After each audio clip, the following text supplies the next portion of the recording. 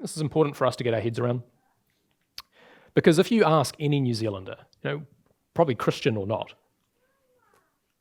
why they think that perhaps God should let them into heaven, the answer that you would get, the overwhelming majority of the time, would be because I've been a good person, right? Because I've done more good than bad, because I haven't done any of the really bad things.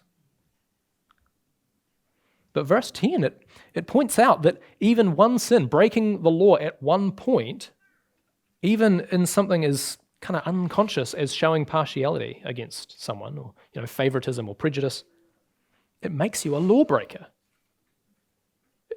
It puts you across that line. It still makes you accountable. It still makes you a criminal before the judge of the universe.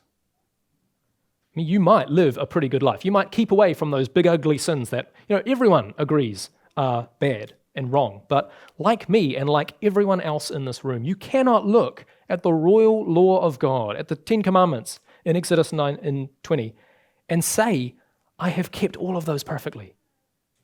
You just can't. Verse 11, for he who said, do not commit adultery, also said, do not murder.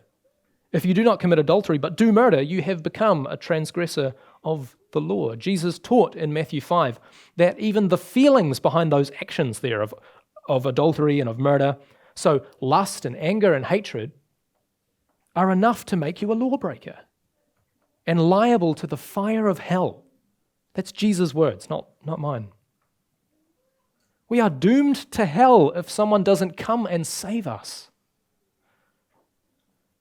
But someone has.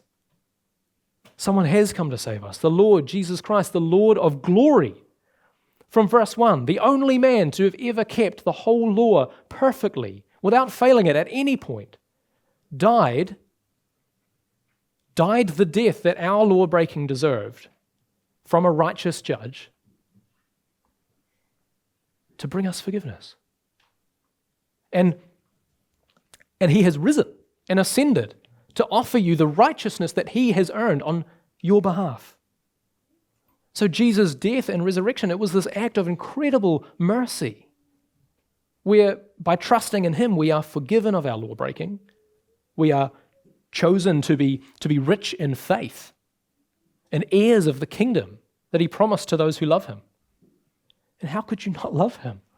Right? He saved your life.